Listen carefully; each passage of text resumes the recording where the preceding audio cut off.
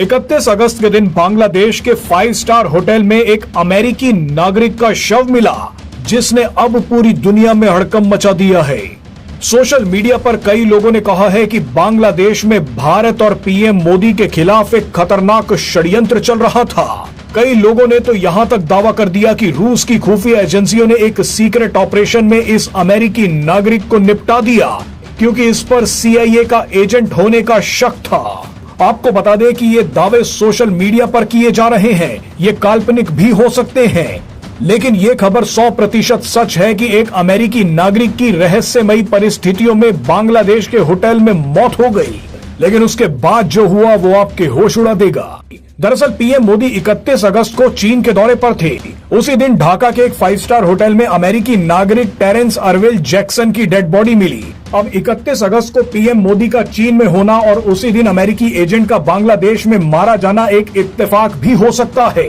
लेकिन उसके अगले ही दिन 1 सितंबर को जब रूस के राष्ट्रपति व्लादिमीर पुतिन सारे प्रोटोकॉल छोड़कर अपनी कार में पीएम मोदी को होटल लेने पहुंच गए, तो उस दिन की घटना को अब कई लोग बांग्लादेश की घटना से जोड़कर देख रहे हैं। इस खबर की सोशल मीडिया पर भयंकर चर्चा हो रही है।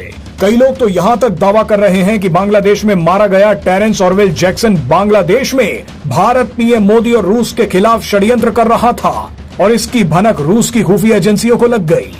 मीडिया रिपोर्ट्स में दावा किया जा रहा है कि मृत अमेरिकी नागरिक यूएस स्पेशल फोर्सेस से जुड़ा हो सकता है, लेकिन जिस तरह से जैक्सन के शव को बिना पोस्टमार्टम या जांच के अमेरिकी दूतावास को सौंप दिया गया, उसने पूरे दक्षिण एशिया में हड़कंप मचा दिया।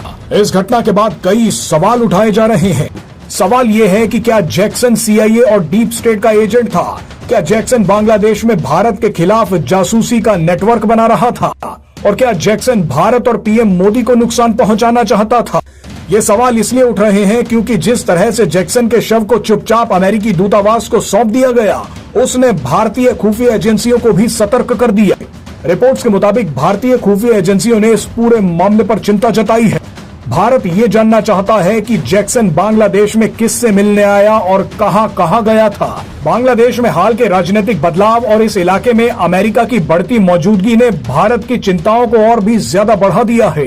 भारतीय एजेंसियों को शक है कि जैक्सन की मौजूदगी का संबंध बांग्लादेश म्यांमार बॉर्डर पर चल रही एक्टिविटीज से भी हो सकता है। हो सकता है कि जैक्सन भारत के नॉर्थ ईस्ट राज्यों को अस्थिर करने के लिए एक जासूसी नेटवर्क बना रहा था। हो सकता है कि जैक्सन बांग्लादेश में रूस के हितों को भी नुकसान पहुंचाने की कोशिश कर रहा हो, क्योंकि कुछ दिन पहले ही बांग्लादेश के एयरपोर्ट पर भयंकर आग लगी थी और इस आग में रूस को भारी नुकसान हुआ था।